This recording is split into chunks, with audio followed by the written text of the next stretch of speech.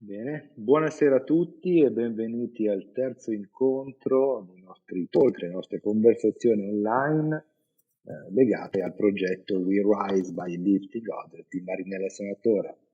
Questo terzo incontro è molto importante perché abbiamo qui, oltre naturalmente a Marinella Senatore, la nostra ormai padrona di casa, una figura importantissima del mondo dell'arte contemporanea. È un grande onore avere con noi oggi Chus Martínez, una curatrice di origine spagnola che oggi dirige l'Art Institute di Basilea, nonché è la curatrice del TANC, sempre a Basilea, luogo espositivo associato appunto all'Art Institute e dirige anche il progetto Current alla Fondazione Thyssen-Bornemisza di Venezia, e prima di ricoprire queste cariche insomma, ha lavorato nei più importanti musei d'arte contemporanea nel mondo. Ricordo sicuramente l'esperienza al Museo del Barrio di New York, al MACBA di Barcellona, direttrice della Frankfurt Kunstverein in Germania,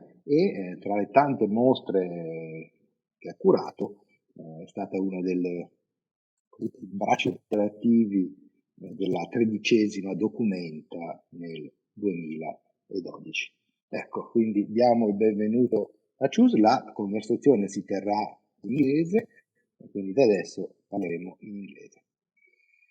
Hi Chus, great to see you. Welcome to our conversation, digital conversation, but let's say that we are all in Florence at Palazzo Strozzi.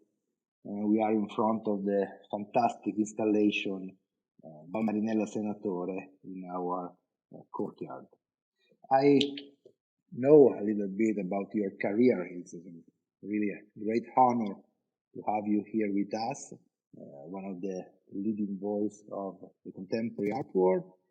The record of your exhibition is really impressive, and you work with so many artists, emerging or established. But you never worked with Marinella. So actually, no. I'm very happy to have you together with me. And I would like to ask you something about Marinella, what you think about her work, about her practices. And I hope that you, one day, will work together. So tell me something about Marinella, Chus. Well, this is reaching me in a really great point, because I actually considering, and I already proposed Marinella for 2 projects that I think that they are going to happen. So in that sense, it's a fantastic preamble of a near future. I really love her work, and I've been following it for many years. And sometimes, even if you love somebody, you don't coincide for whatever reasons, like paths don't cross. But I've been thinking a lot about her lately, also because the transformation that our public texture is undergoing demands people like her that is able to analyze it under many different layers, structural layers, political and ideological layers, but also she considers something that very few artists consider when they are talking and working about the political, which is also the aesthetic, the fact that you need an experience that people can relate to. So in that sense, I think that she's outstanding. And more and more, I'm a big admirer, and I hope very, very soon that's gonna resolve into something. So yeah, I think that this is reaching us exactly in the point that we all came to the same conclusion. Let's do something together. So I wish so. Thank you very much. So perhaps I can start with a question. I think you have been working across many media. Perhaps you could, and for me, as I said, one of the most important aspects of your work is how you have been an analyst of the public. Like, how does it work? How do we actually understand ourselves of part of a public realm? So, which is very difficult, because we see ourselves as having opinions, having ideas, having wishes, having political agency, but then of course in the public is a different thing. It's a next step. And then we have institutions for that, but the institutions we have for that are also not accessible to everyone, of course. And you have been trying to search for different spaces in the public. So it would be nice if you say something about your own research trajectory on that? Sure. Thank you very much for this. It's the main question, and possibly it's a never-ending source of research for me. And very often I address the street as one of the main social stage for things to happen. When I founded in 2012 the School of Narrative Dance, I started rethinking didactic processes. So reimagining and redrawing what a school could be.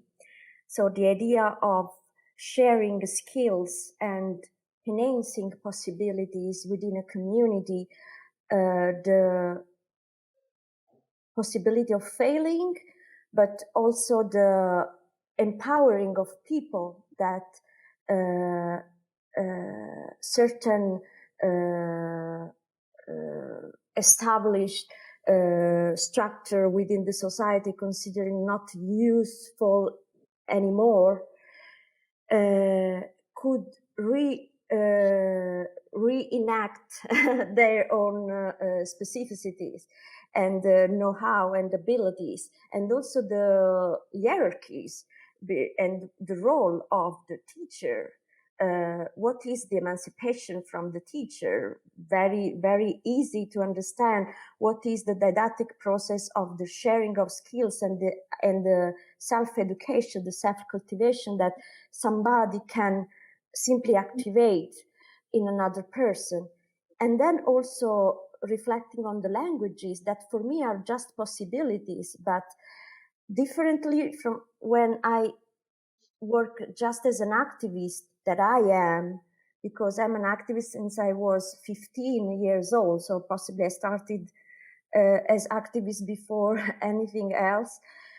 I have very clear in mind the artwork at the end of the experience, and the aesthetic experience that you mentioned at the beginning. It's something that I have very clear in mind. I guarantee for that we will have this aesthetic experience at the end. It's something extremely sensitive and important, and it's an agreement that I take with community. And the School of Narrative Dance has as final restitution always an outdoor performance and always an action that is developed through the street, the same street that the very transformative and unimaginable community, not based on race or ethnicity or age or social scale or whatever, but simply united by the fact that they're working on a creative purpose. They are united for, and actually they last for a long time, maybe even longer than other than in other occasions when they are forced to stay together by completely different reason. And this so heterogeneous groups and bounds of people, sometimes thousands of people, by the way, are connected, and they by something completely different than usual, and they walk to the same street. Maybe they sleep because they're homeless in their street, or they walk to the same street going to the job center or to their houses, and they live even in the relation with their neighbors, the same street where they perform, in a completely different way. So the emancipation and the empowering that they reach out during this final restitution, it happens because they are on a different stage, which is not the theatrical stage, is exactly the same street that they belong to them, and they rewrite and redesign on a social and political level in a completely different way, which is meaningful, which is political, because they take the street literally, and they reshape the role in their own way. And who is a failure, who is vulnerable, who is stigmatized, all these things are completely messed up and reshaped. And maybe the most vulnerable are in a completely different position. during the creative process.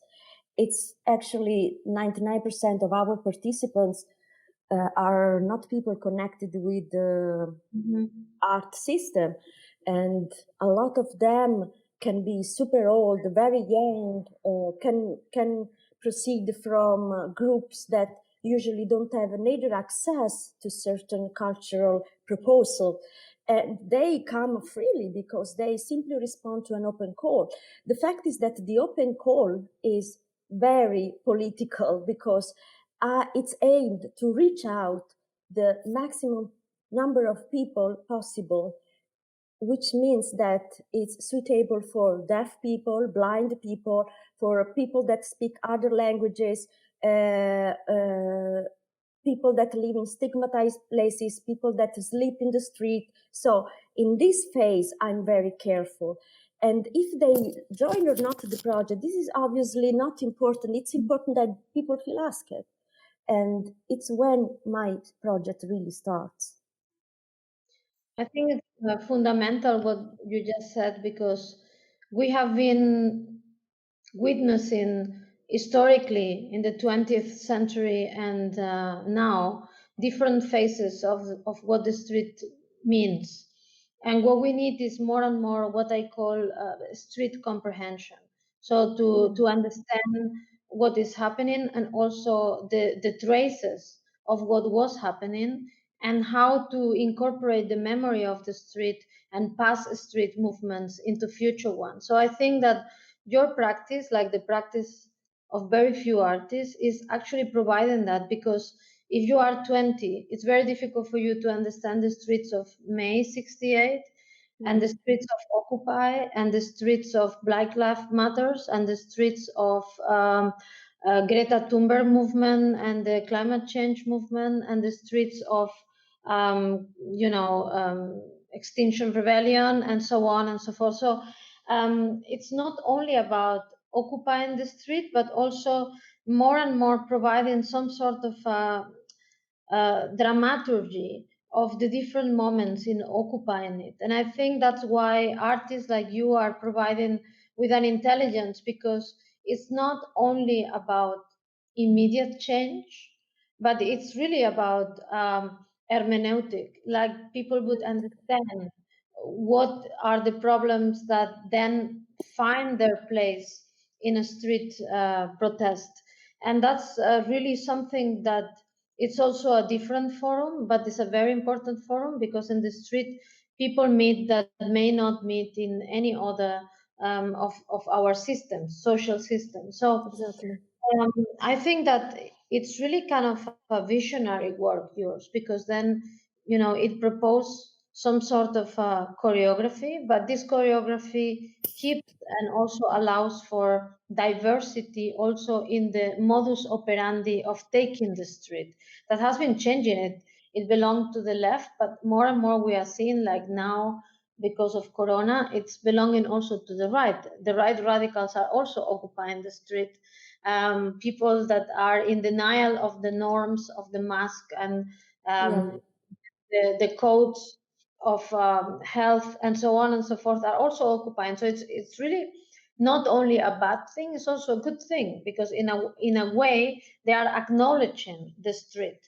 And for the sake of diversity, we are kind of making the street more and more of a diverse environment. It's not only for the small groups of the left or the anarchists or the activists, but it's also for many other people. So the festival, the activism, the anarchism, the dance, the right radicals are meeting. So, and I think that that's a very healthy thing that you kind of started to imagine from the beginning. And my question is, how do you imagine the future? I think, imagine that tomorrow we can go on the streets and the pandemic ends. So what's the first street project of yours? September 2021. Well, actually, there are planned a few projects, and I'm very careful. I think that it's not true that things are just the same. After 1 year that bodies lived in a different way, and we see how very dumbly the young people are reacting when they try to go out now sporadically. So I would think a lot, and I would concern a lot about delicacy and caring about bodies. And that's exactly what I'm trying to do. Taking care. I think that caring should be another verb and another term, included in artistic practice. Personally, especially for somebody like me working with this kind of practice, it would be very incoherent otherwise. And that's exactly what we are doing.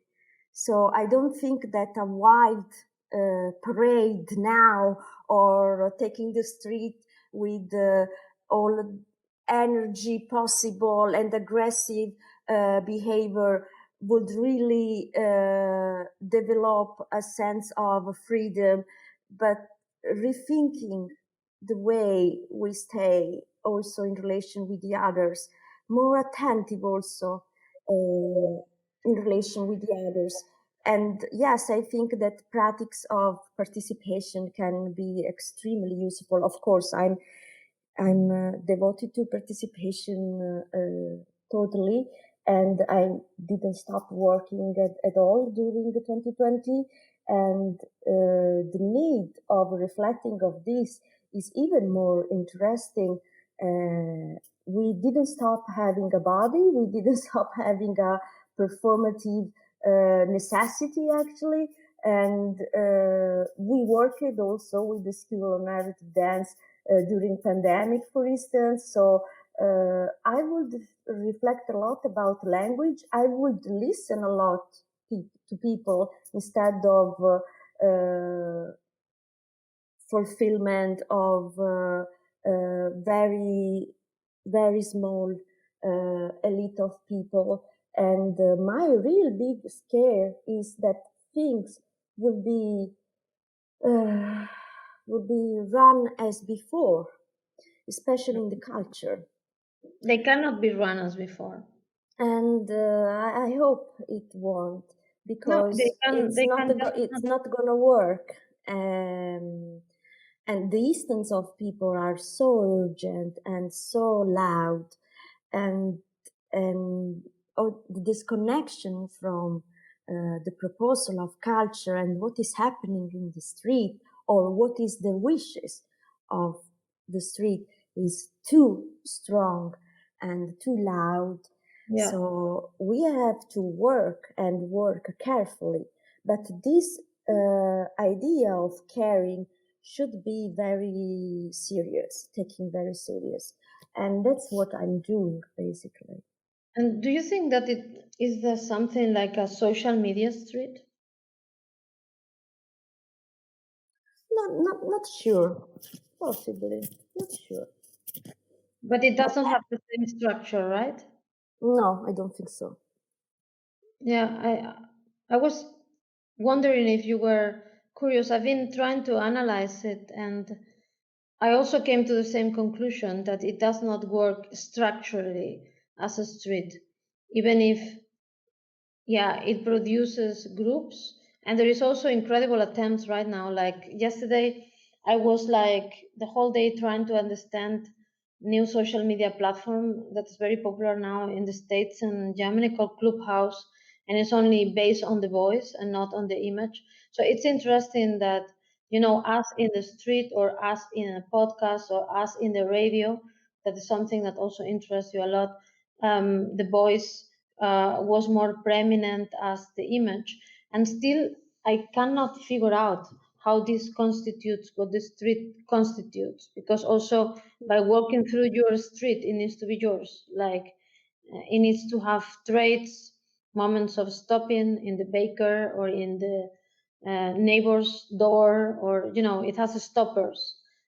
But still, I'm curious about how the social media and the street very could curious.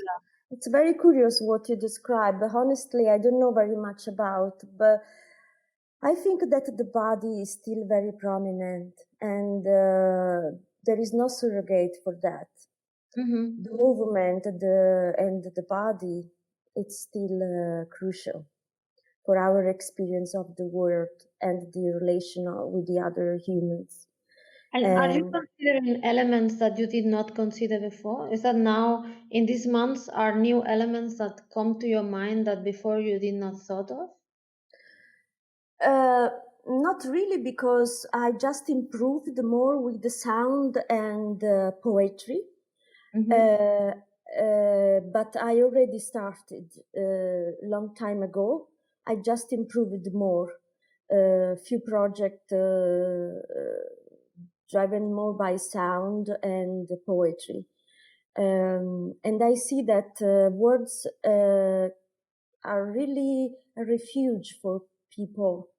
And all these motto, which are also included in my installation at Palazzo Strozzi, or in general that I'm using in the recent installation, are so important for people. And certain slam poets that I see around the world, and especially proceeding from Black community, I see that are very relieving for people. So it's raising a lot this need of spoken words, slam poetry, etc. But I use it also in the past. I just see that the comfort of the word is needed. And you think that this is something that all generations feel, or are you, for example, like I'm talking about myself, I'm more and more very concerned about the fact that this pandemic affects especially two groups that I love. One is the elderly, the other one is the children. Oh, And elderly, definitely. I promise you, they need the body. They need to be touched. They need to touch. yeah, but children as well, and they are really, really affected by what's happening. And I think that we normally do not consider these two groups very much into our imagination of, let's say, the street occupation, but even the festivalize and the joy of the social. Ones because they are too young, the other ones because they are too old. And in this Exactly. pandemic, there have been two collectives that they suffer incredibly. I agree.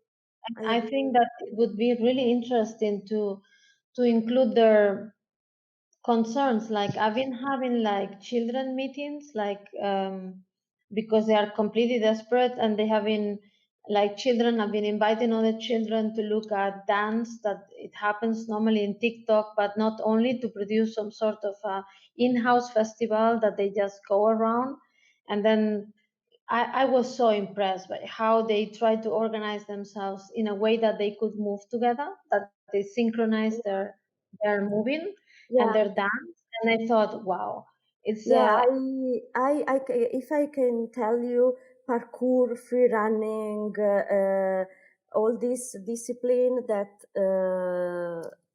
very young people are developing more and more, and not only dance, are extremely important, and they are very connected. For instance, in UK, they're super connected with psychologists and therapists. And for instance, for Biennale of Sao Paulo, I'm working on this.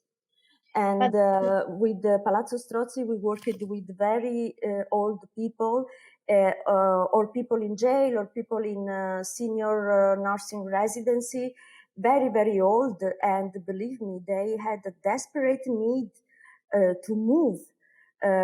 Usually you don't touch, you touch less and less and less old people in general.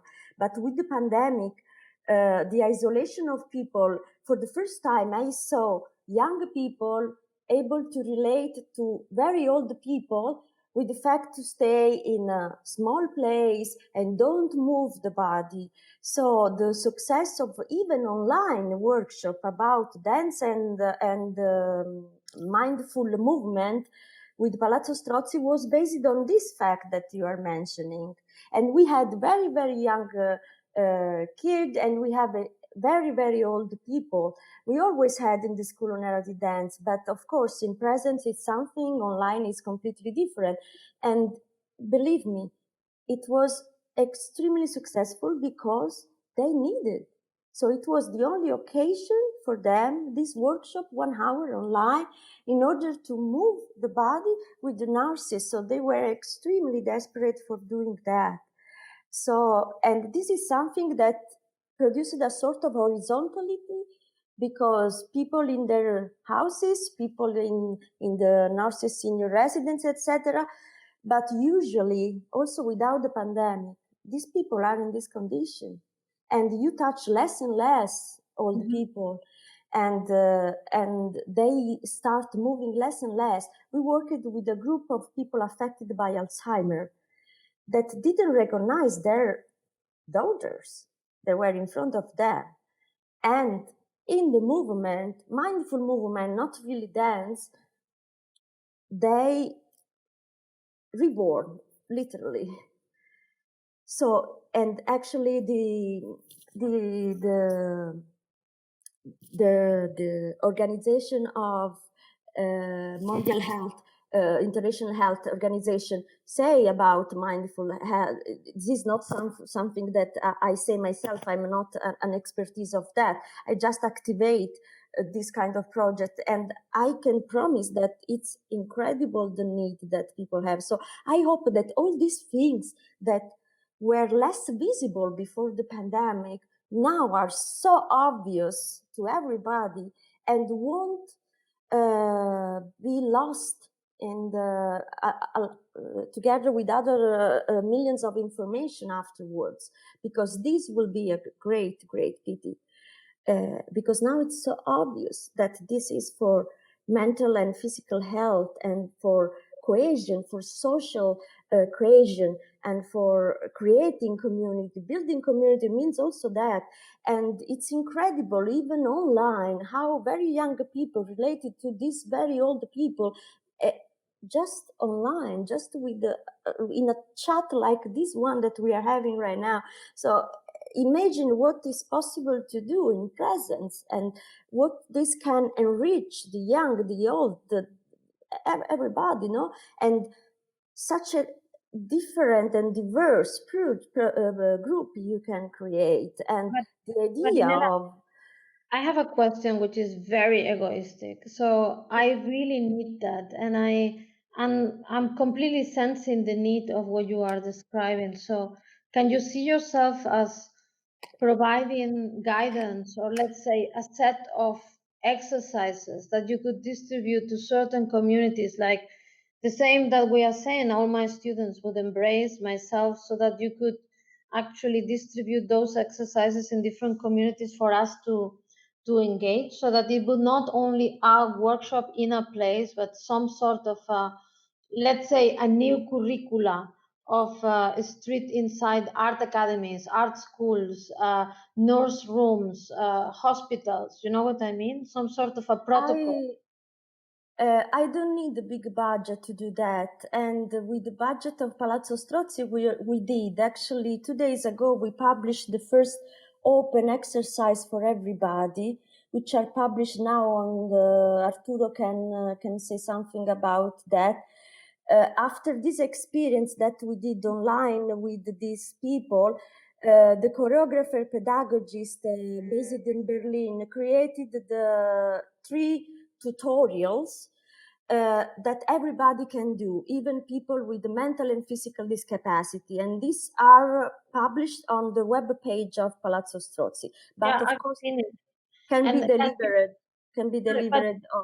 But my goal is that the School of Narrative Dance become this, and not a big budget are requested for that, but I have to find just an occasion for an university of an institution that can just provide the minimum budget for me to setting up my professionals, because I need professional people to do that, and set a routine of 10, 20 mindful movement that can help people in this.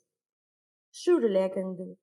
No, I think that's really fundamental, because we all need guidance on how to relate, like it's much more complex to imagine than people think. We need to have Yeah. an imagination of that needs to come to us, and also the sense that there is a community there able to do it with us, because we are all afraid of being ridiculous, because we are all isolated at home. So we really need the participatory, let's say, boldness that artists like you can Even give to us. once a week, we could make online one session with the parkour, or because it's possible even with the parkour.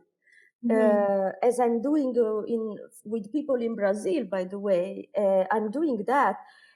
It's very easy to build the infrastructure. I have the people, I have the willing.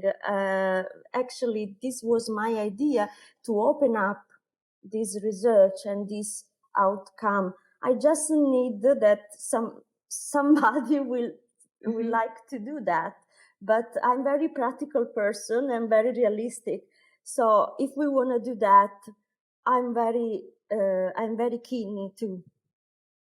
No, I think it's very important to provide this sort of instructions with love, that you have the instructions on the one hand, but you also provide people with a community able to dance with, which is what Yes. Also children found in TikTok, because there's so many people just ready to jump, that this makes them feel that's okay to do it. So yeah, and they see me myself doing, and I'm fat, I'm not a dancer, so so and we do with the people without arms, without legs, so we do with people with very serious mental discapacity. And if we are all together, this is fantastic. Now we don't have still the permission, but we will publish also the workshop that we did with the ladies in prison.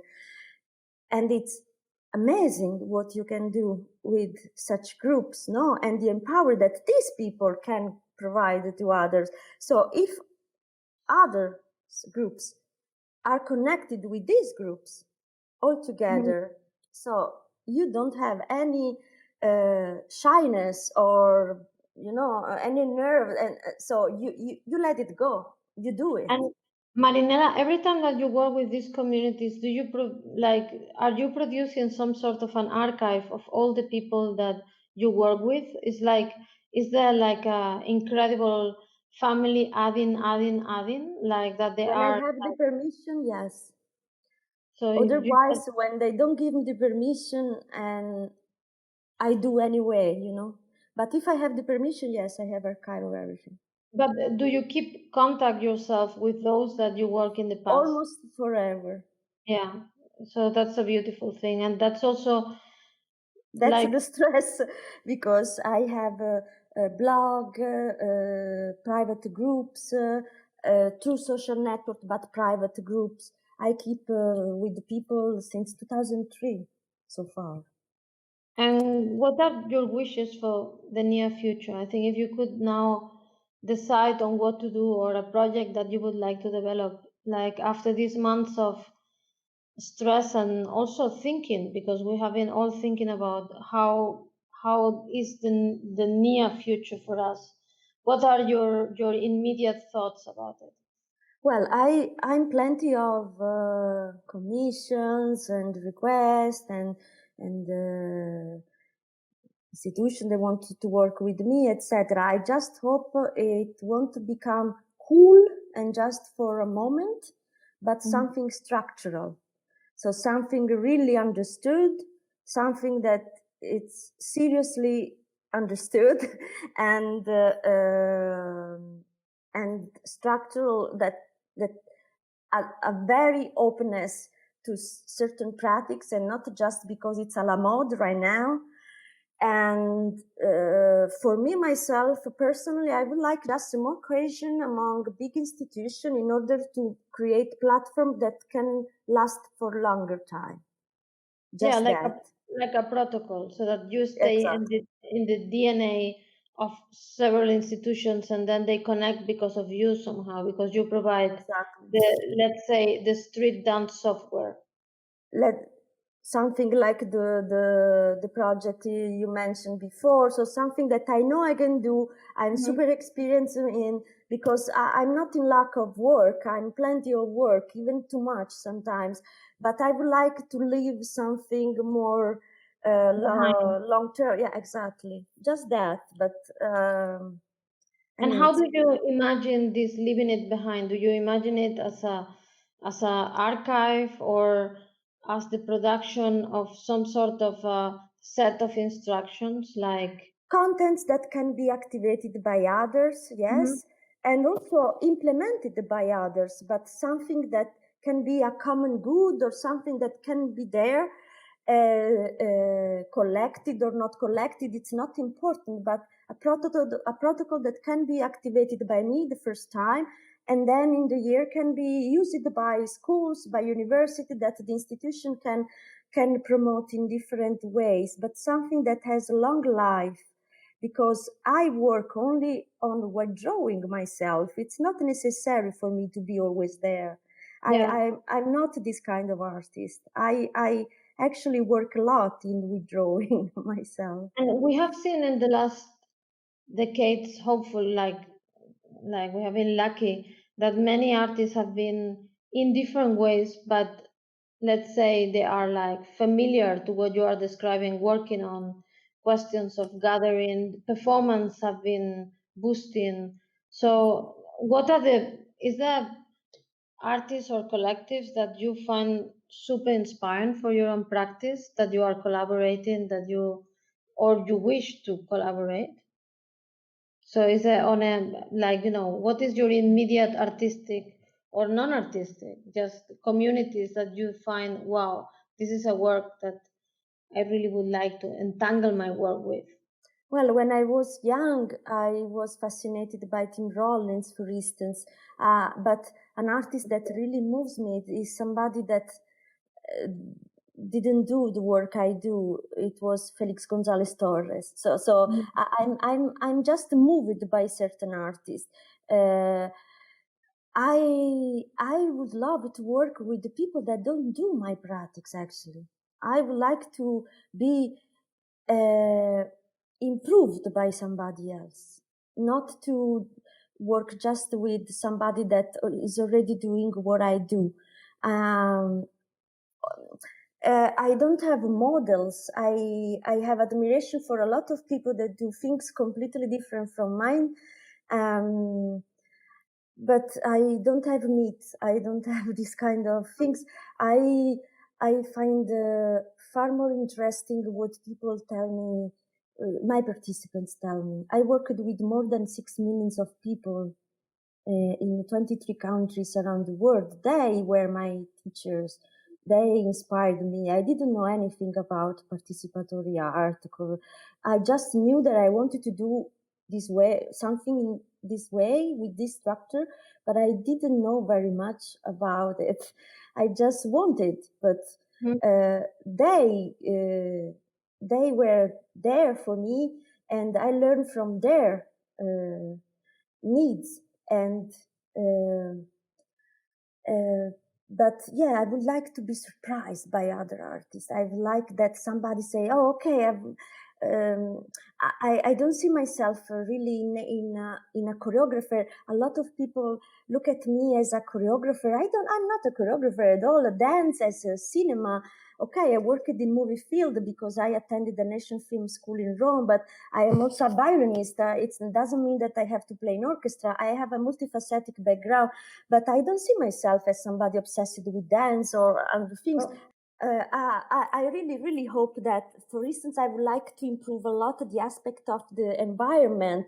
I don't know a lot about that. As activist, I worked a lot on white supremacy. I worked a lot with Black Lives Matters and with activists, with Pussy Riots and other activists. I don't work a lot with activists concerned about environment. So this will be something that new for me, and I would like to learn and maybe to see how my platform can help also this. So yeah, these are the connection I would like to do. Something new that I can be useful for, and a good match, let's say. Yeah, that's a very good way of putting it. So, on the one hand, we all wish for, let's say, the entanglement of all the forces that go in the same direction. But as you said, also the surprises that could come ahead of us, because to think about the future in the same terms is going to be very problematic. So, we need to even surprise ourselves in the way that we imagine what can be done. So, that's a very important aspect of the future. I think they're making signals that we need to finish or something, but is there any question that you would like to pose or things that you think that we Don't should? know, Arturo, if you have. I'm not. Yeah. Actually, I was so happy because this time really I didn't talk at all. This I think is a great sign for. It's very good for people at home, of course, but also, I But mean, Arturo, like you should have your chance to talk. I think we otherwise will it could have. be that. We have soon, and I hope we can do something all together soon. Maybe that would be a dream. No, I mean it's a good sign because there was a lot to say between you, and I think you are the guest, and it's much more important than you talk than me. Yes, we just have few minutes, so I think we just have to say hello, and but maybe just because Chus, you did a lot of questions to Marinella, but we didn't have the chance to to ask you something. So we talk about the future of museums, the future of exhibition of art. Many times with Marinella now. Tell us something about what you think about the future of art institution in this new world, the so-called new norm that is going to be present hopefully very soon. Well, it's gonna be a challenge in a positive way, and it's gonna be, let's say, you know, when you press the mayonnaise thing, the tube, and imagine that you are the tube. So Okay. you really felt really pressed by that hand. So the time we are living in is the hand that is pressing, and at the end some mayonnaise come out, and you are happy because you can eat your sandwich with it. But it would demand to imagine a complete new connection in between the source and the basis that is expecting it. So I think that in the future it would be fundamental to go back to some of the premises of the 60s, and the 60s in particular and the 70s later on, which was like the inclusion of artists and the actions defined and designed by artists in the what I call the technologies of care, and of course the technologies of education. So it would be really fundamental to think that you need to include in the becoming old, becoming ill, becoming disabled, needing of mental health assistance, art production, because it's meant for it. So we, for centuries, have been really producing an epistemology of experience, and the experience of all what life is bringing to us in that sense demands that knowledge, that epistemology. So it would be really ridiculous to just reduce it to patrimonial concerns of preserving art in collections or exhibiting it as just objects. So we need to expand it, and the expansion has been already, let's say, embodied in art. Art is experience, so that's what they want to get. They really want to unfold it. They want to unfold it to surpass the binary in between culture and nature, the binary of genders, the binary of race, so that you could include in social justice all diversity, all possibilities of backgrounds, but also of experiences. So it is fundamental to have that debate inside the social, and let's be clear, I think it's not only in the Anglo societies that we learn from that. We have an incredible tradition, let's say, of anarchism, and also ways of inclusion or imagining that imagination is not new, but the implementation of those imaginations, it's new, because it has never been implemented, and it has never been implemented in a way that it could be sustainable. So they were thought about a radical gesture, almost as a destruction of the status quo. They were not thought about it as a new establishment of a new reality. And I think that young people demand it, because one of the biggest problems of the pandemic is that when you are now 24 or 25, your ideas about your future, they are really sad, and they are really like totally constrained by what this pandemic is creating. So the choices, the decision making processes of young people towards life has been radically changed by what's happened right now. So it is our role as practitioners of experience and culture to give them a chance, because those that they are the planners of labor and the planners of productivity and capitalism are not going to give them that chance. So at least we need to be part of that dialogue with the political parties. And it's not happening. It's not happening in Spain, that has been touched by this pandemic, like Italy, at the highest level. But nobody is talking to us. Nobody, but not even us. We are not even talking to ourselves. And I think that this is exactly why I'm so falling in love again and again and deeper with practices like Marinella and many other artists that are bold enough and naive enough, in a good way, in the best, beautiful, generous way, of going to the street, just going where people are, like going where we need to hold hands, where we need to just listen, imagine, not talking, just listen, things like that. So yes, I'm immensely positive, but it's gonna be like, yeah, I think we need to be ready to feel like the mayonnaise tube. Thank you, Chus. I don't have a lot to add about what you said. Very interesting. Much more than a vision, I think, is a kind of statement or manifesto for the future of museum. Let's call it the mayonnaise manifesto. The manifesto. The manifesto. That would be perfect. And I really agree with you. And this is the direction we try to go, working with Marinella in this very difficult situation. And I hope that the institutions will be able to face these issues in the next future. Now it's really too late, and I really have to say thank you, Chus. I hope to thank see you you both soon in presence. for inviting me. It has been an incredible honor. Thank and you. As I said, any help, any collaboration, any support, I'm here. Great honor to do something with you soon and to toast with a real drink in our hand in presence. Okay. Mandatory. Grazie mille. Grazie. Baci a tutte. Ciao, a presto. Ciao, ciao, ciao.